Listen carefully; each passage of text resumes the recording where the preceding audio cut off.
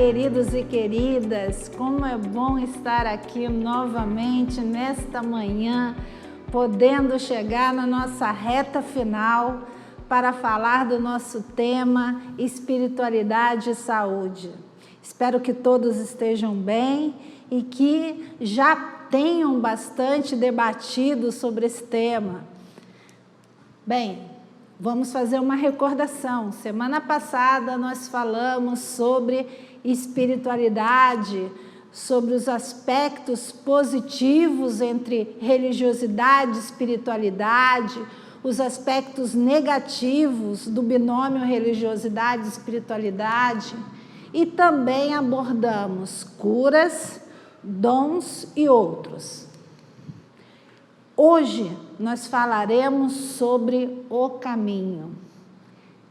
O caminho? Bem, esta é uma foto de uma lua, fotografada por mim. Eu gosto muito de olhar o céu, eu gosto muito de olhar a lua e fotografá-la. Acho que os meus amigos todos já receberam alguma foto minha da lua. E quando nós olhamos essas maravilhas do universo, nós ficamos cheios de perguntas e cheios de alegria de saber como é grandioso o nosso universo. Quando olhamos, por exemplo, um céu estrelado como este, nós passamos a pensar como tudo começou, que é tão grandioso. E eu pergunto a vocês, será que nós conseguimos, dentro da nossa mente humana, imaginar o tamanho desse universo, a complexidade desse universo? Bem, nós falamos sobre a teoria do Big Bang, né? Alguns cientistas ainda persistem com essa teoria, outros a combatem, mas a verdade é que aqueles que falam sobre essa teoria comentam da explosão de algo denso que era do tamanho de uma bola de tênis e foi se expandindo como é o universo. Outros acham que foi apenas a palavra que gerou, ou seja, existe uma confusão entre ainda os cientistas de várias áreas, mas uma coisa é certa, algo houve externo para começar todas as coisas. E aí, por exemplo, quando nós olhamos a nossa galáxia, a Via Láctea, onde está o planeta Terra inserido e todo o nosso sistema solar, nós ficamos, pensem só, extasiados de imaginar que só na Via Láctea existe de 200 a 400 bilhões de estrelas, também 100 bilhões de planetas. Ora, o tamanho dessa galáxia em diâmetro tem que ser medido em ano-luz. Um ano-luz é 9,5 trilhões de quilômetros. E essa nossa galáxia tem 120 mil anos-luz. E existe no universo 200 bilhões de galáxias.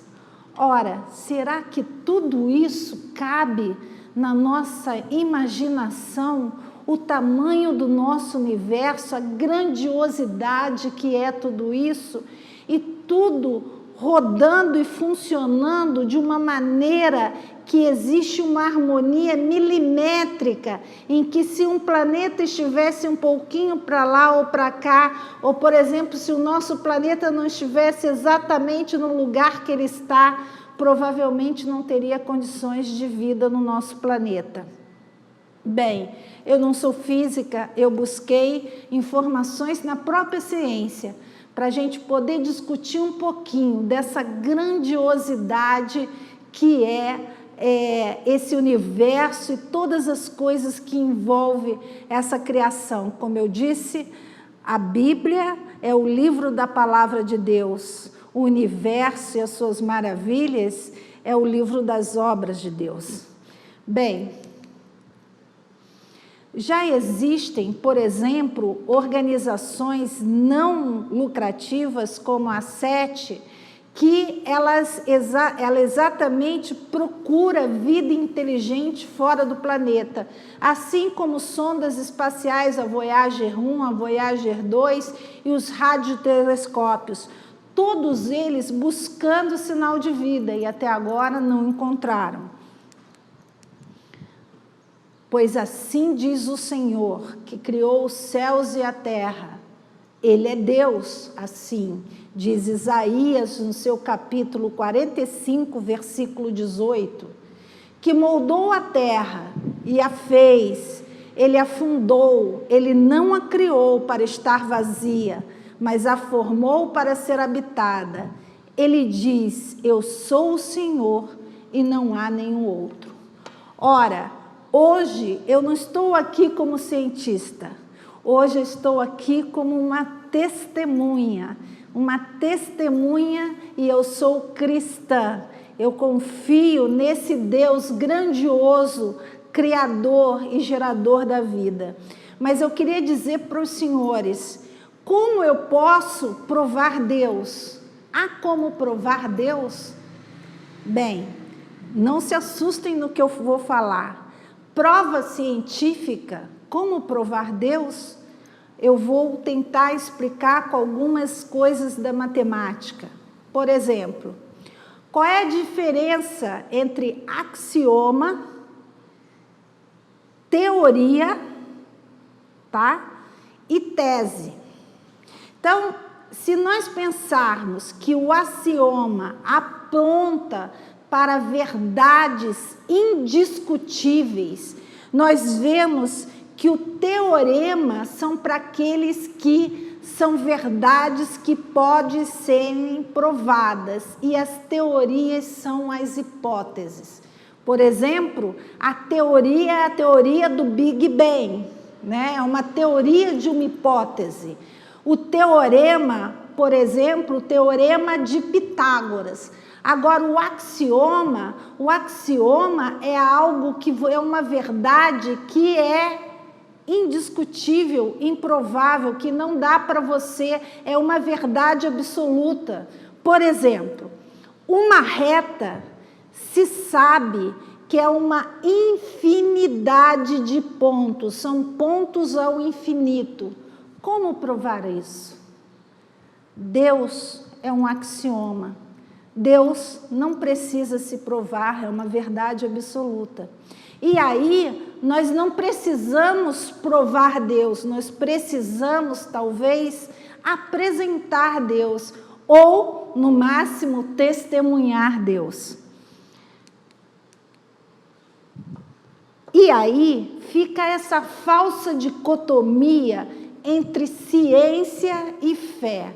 Ora, se a ciência nos causa perguntas, nos levam a perguntas, cujas respostas nós cada vez as buscamos mais e acabam até apontando para Deus, e eu quero dizer para vocês que não existe essa dicotomia, já que a maioria dos prêmios nobres foram dados a religiosos, sendo 65% de cristãos. Se ciência e fé fosse uma dicotomia, como explicaria tantos prêmios nobres, ou melhor, a maioria, e 65% são cristãos que acreditam nessa fé, nesse Deus Criador. Ora, se não há mais essa dicotomia ciência e fé, nós podemos caminhar juntos com diálogo, com respeito, com até integração. A própria palavra de Deus, muitas vezes apontam, olha, como é que foi feito em Gênesis em 6 dias. Na verdade, a Bíblia, ela busca mais o sentido do que o mecanismo, e mais propósitos do que processos. É esse o indicativo da palavra, né? E as pessoas às vezes discutem sobre esse tema de uma forma que esquecem o sentido e o propósito. Nesse caso, nós precisamos considerar o envolvimento de Deus no cosmos. Olha só, Ele é antes de todas as coisas e nele tudo subsiste. Assim diz Colossenses capítulo 1, versículo 17. E quais são os atributos de Deus? Deus tem vários atributos incomunicáveis, que são só dele, e atributos comunicáveis, que se comunicam com a humanidade. Entre os atributos incomunicáveis de Deus, você teria a aceidade. O que é isso? Deus é autoexistente. Deus sempre existiu, Deus não foi criado. A eternidade, né, tem a ver com também a aceidade, ou seja, Deus é eterno. A imutabilidade, Deus não muda nunca, Deus é imutável. A unidade, existe uma unidade, mesmo sendo em 3 pessoas, Deus Pai, Deus Filho e Deus Espírito Santo, a triunidade em Deus. A infinitude, Deus é infinito. Onipresença, Deus não está no lugar, Deus está em todos os lugares, não existe um lugar que caiba o nosso Deus. A onisciência, Deus tem conhecimento de todas as coisas. A onipotência, Deus é todo poderoso, Ele tem todo o poder. E a soberania, Deus é soberano em todas as coisas. Mas por um outro lado, nós somos feitos, segundo Gênesis capítulo 1, 26 e 27, a imagem de Deus. Nós somos a imagem de Deus, apesar de sermos a poeira das estrelas. Quando a gente olha esse universo grandioso, nós somos apenas poeira de estrelas, mas somos poeiras de estrelas singulares. Nós temos uma singularidade. Que singularidade é essa? Nós temos atributos que são comunicáveis, são aqueles que vêm de Deus a nós, como o amor, como a bondade, como a misericórdia, a sabedoria, a justiça, a veracidade, a paz. Esses elementos nos comunicam a Deus e, apesar de sermos susceptíveis, como nós vimos, sermos poeira de estrelas, mas somos muito singulares e somos a imagem de Deus. Bem, Fred Hearing, ele escreveu um livro muito interessante que eu gostaria de recomendar a leitura para todos vocês.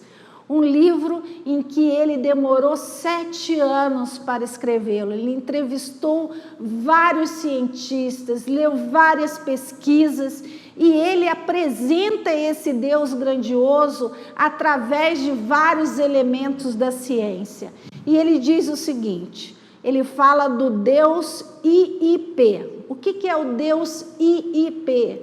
É o Deus que ele é totalmente independente. Um Deus infinito, mas um Deus totalmente pessoal. Ele se liga ao ser humano de uma forma pessoal.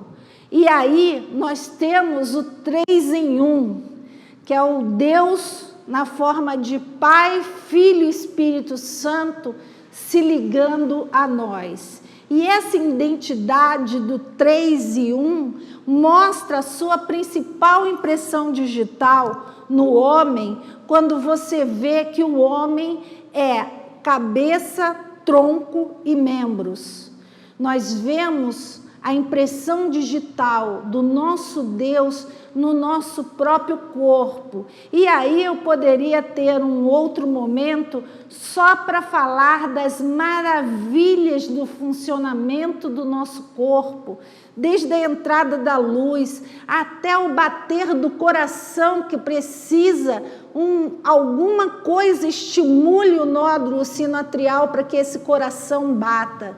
Essas maravilhas que Deus faz têm toda a pessoalidade, a impressão digital do nosso Deus, esse Deus grandioso. Bem, disse-lhe Jesus, E Jesus, se enquanto a palavra de Deus, se enquanto a Bíblia é a palavra de Deus, esse universo inteiro e toda a natureza é o livro das obras de Deus, Jesus é o próprio Deus que veio até nós para nos apresentar pessoalmente Deus. E disse-lhe Jesus: eu sou a ressurreição e a vida. Quem crê em mim, ainda que esteja morto, viverá. Aí ele liga nós a uma transcendência. Ele passa a ser o caminho, ele nos aponta o caminho, ele é o caminho. Bem, em João 11:25, ele afirma que ele é a ressurreição e a vida. Ora, quando nós falamos em o caminho, eu estou apontando agora, e como testemunha, o caminho cristão. E o caminho cristão tem seu centro e sua soberania em Jesus, o Cristo. Espiritualidade cristã só pode ter uma referência: o próprio Jesus. Não o Jesus histórico, aquele que muitas pessoas reconhecem como mestre, que fez coisas boas, um homem que deveria ser seguido, mas aquele que era Deus, que é Senhor, aquele a cujo todos nós devemos dar toda a honra, glória e poder seja dada ao nosso Deus, ao nosso Senhor. Ele é o Senhor. Bem, Jesus é um projeto de vida e ele aponta esse projeto de vida, dando sentido à vida. Ele apresenta o melhor projeto de espiritualidade. Ele também apresenta uma fórmula de amor e as boas novas do reino de Deus. Ele veio para nos falar dessas novas boas novas. Bem, o Espírito do Senhor está sobre mim, assim disse Jesus, porque Ele me ungiu para pregar boas novas aos pobres. Ele me enviou para proclamar liberdade aos presos e recuperação da vista aos cegos, para libertar os oprimidos e proclamar o ano da graça do Senhor. Lucas, capítulo 14, versos 18 e 19. Bem, continuemos então afirmando. Jesus próprio disse: eu sou o caminho, a verdade e a vida. Ninguém vem ao Pai senão por mim. João 14, versículo 6. É importante nós sabermos que Jesus se apresenta como o próprio caminho. E aí, eu gostaria de falar com os senhores sobre a teologia do caminho. A teologia do caminho é quando Jesus começa no seu ministério a encontrar pessoas. Jesus vê a mulher samaritana, uma mulher excluída da sociedade. Ela estava lá no seu canto, uma mulher rejeitada pelos judeus. Jesus a olha, Jesus a compreende, Jesus se compadece e Jesus age. Jesus se dirige a essa mulher totalmente excluída dessa sociedade que a colocava como uma coisa ao largo.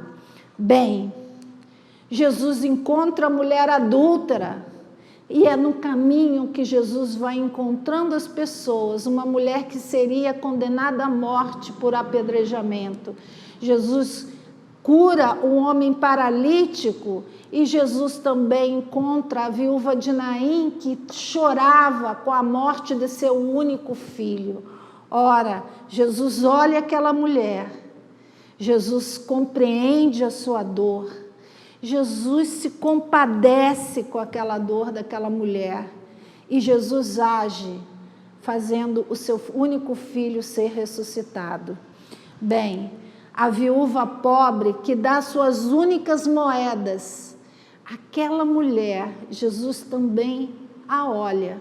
Jesus se sente impactado porque viu que aquela mulher tinha dado tudo o que ela tinha e não apenas o que lhe sobrava.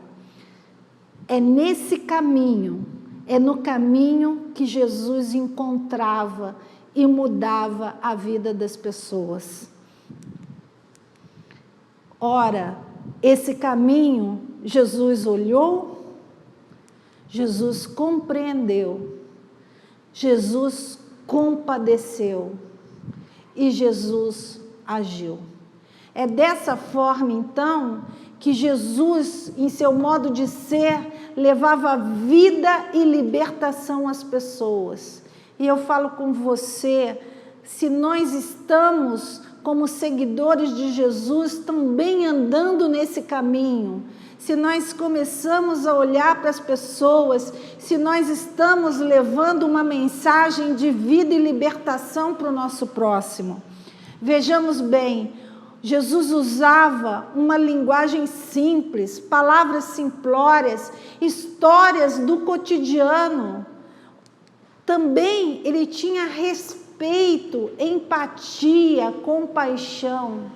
Jesus olhava para as pessoas, Jesus as compreendia, Jesus se compadecia e Jesus sempre agia. Ora, a palavra última que Jesus levava era a palavra do amor. É esse amor grandioso que Jesus levava até cada um daqueles que ele encontrava. Jesus mesmo fala: eu vim para que tenham vida, e vida em abundância, e a tenham com abundância. Assim está em João capítulo 10, versículo 10. O apóstolo Paulo, foi um dos mais conhecidos seguidores de Jesus. Eu gostaria de falar um pouquinho sobre o apóstolo Paulo. O apóstolo Paulo, quando era ainda Saulo, ele era prepotente, arrogante, ele detinha um orgulho religioso. E de repente Saulo encontra a razão da sua existência no caminho a Damasco, quando Jesus lhe aparece. Bem, Saulo, agora quase Paulo, está nesse processo de encontrar a razão da existência, tem uma resposta a esse chamado, e ele se transforma o anunciador do Evangelho, o anunciador das boas novas. Paulo aceita as debilidades humanas, e aí nós também precisamos, enquanto seguidores de Jesus, aceitar os limites, a nossa realidade. Vejam bem, somos pecadores, todos nós, eu e você somos pecadores. Nós também temos limitações físicas, muitas vezes doenças, e o próprio Paulo afirma isso na carta de Gálatas, capítulo 4, versos 13 e 14, quando ele diz: como sabem, foi por causa de uma doença que lhes preguei o Evangelho pela primeira vez. Embora a minha doença lhes tenha sido uma provação, vocês não me trataram com desprezo ou desdém. Pelo contrário, receberam-me como se eu fosse um anjo de Deus, como o próprio Cristo Jesus. Assim sendo, nós temos que enxergar, até na própria trajetória de Paulo, aspectos da nossa vida que muitas vezes nós ficamos pensando que nós não estamos ainda prontos, mas nós também não buscamos nos preparar. Olhem só, Paulo não se envergonhou de suas fraquezas, ele também não se envergonhou dos seus fracassos, das suas doenças, das suas limitações físicas e nem de situações vexatórias. Paulo foi preso, Paulo foi humilhado, Paulo apanhou e ele continuou. na sua rota de ser um seguidor de Jesus. Ele acreditou na ação da graça. Bem, ele teve um experimento na vida pessoal. E como está o experimento na sua vida pessoal e na minha vida pessoal? Nós temos que buscar esse experimento na nossa vida pessoal, trazer para a nossa vida. E o centro ser o Senhor Jesus. Bem, nessa prática, nós precisamos aceitar o perdão. Quantas vezes nós não conseguimos nos perdoar, até por erros passados? E com isso, nós, uma vez perdoados, nós temos que entender que nós temos que perdoar os outros. Nós temos que deixar o passado. O passado, a mágoa, é aquela má água, aquela água que fica parada, estagnada, apodrecendo dentro de nós. Nós precisamos deixar o passado. Nós precisamos aceitar o perdão de Deus, nós precisamos perdoar as pessoas e nós precisamos abandonar o passado e deixar a mágoa de fora. Bem, buscar uma estabilidade emocional, para nós sermos essa palavra de orientação, de bênção, que as pessoas estão esperando. Nós falamos tanto nesse processo de doença e de saúde, e vimos que doença não é só a doença física. Olhem só, existe a doença psíquica, existe a doença social, e essas pessoas estão buscando a nossa palavra. Nós precisamos ter uma estabilidade emocional e também nós temos que ter a nossa família, precisamos trabalhar com a nossa família precisa estar organizada, então nós temos que ter um olhar para a nossa família. Bem, como nós falamos, os protagonistas, as pessoas que envolvem todo esse processo entre nós, os doentes, os profissionais de saúde, como é que nós enxergamos essas pessoas? Primeiro nós olhamos, fazemos uma avaliação, depois nós temos que compreender a situação, indicar um caminho de espiritualidade, quer dizer, nós temos que ver a espiritualidade. Então, Jesus olha, Jesus compreende, Jesus se compadece, olha só, o maior grau de empatia e em busca da espiritualidade. E depois o caminho, nós temos o caminho, a verdade e a vida, que é o próprio Jesus Cristo. Bem, Jesus falou, está em Mateus, capítulo 25, versos de 35 a 40. Pois eu tive fome e vocês me deram de comer. Tive sede e vocês me deram de beber. Fui estrangeiro e vocês me acolheram. Necessitei de roupas e vocês me vestiram. Estive enfermo e vocês cuidaram de mim. Estive preso e vocês me visitaram. Então os justos lhe responderão: Senhor, quando te vimos com fome e te demos de comer, ou com sede e te demos de beber?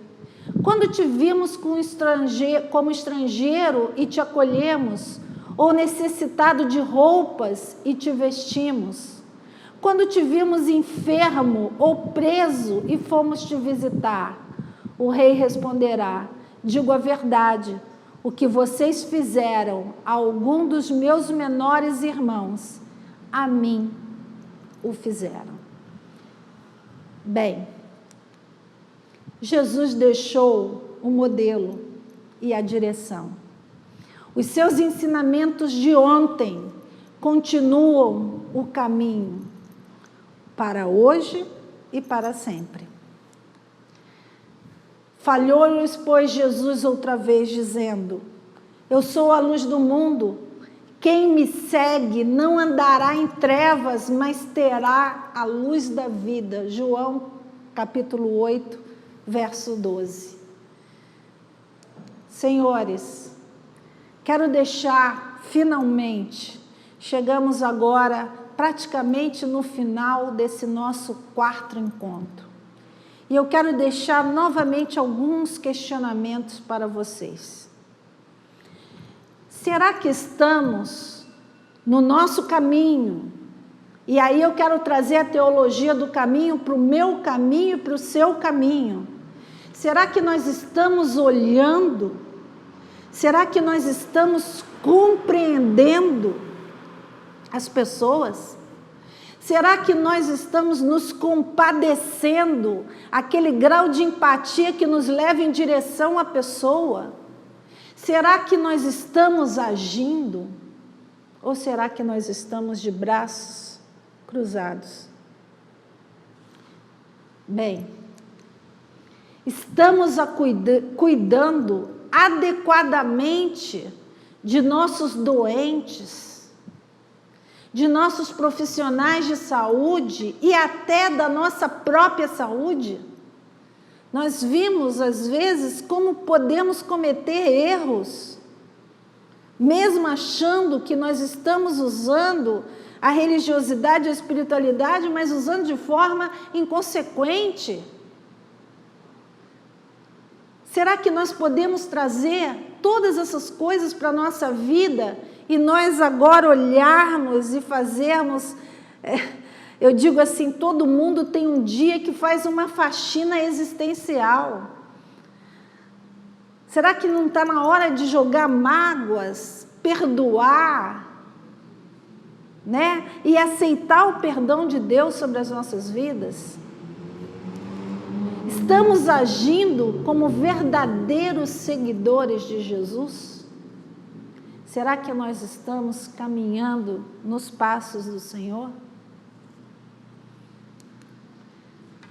Concluindo, o homem é um ser espiritual, com necessidades, especialmente quando a doença passa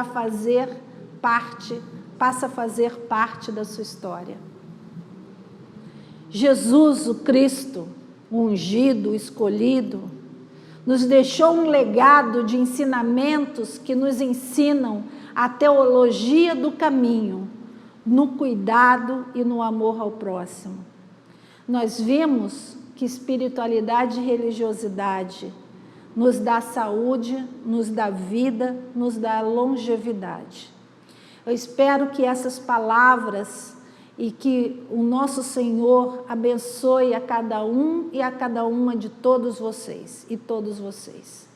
Que o Senhor esteja presente nas suas vidas e que eu e você, possamos caminhar no caminho do Senhor, nas pegadas dele e sermos verdadeiramente servos e testemunhas do nosso Senhor Jesus Cristo. Muito obrigado e eu espero que essas aulas tenham chegado ao seu coração e sejam abençoadoras nas suas vidas e nas vidas das pessoas que vocês vão encontrar em seus caminhos. Muito obrigada.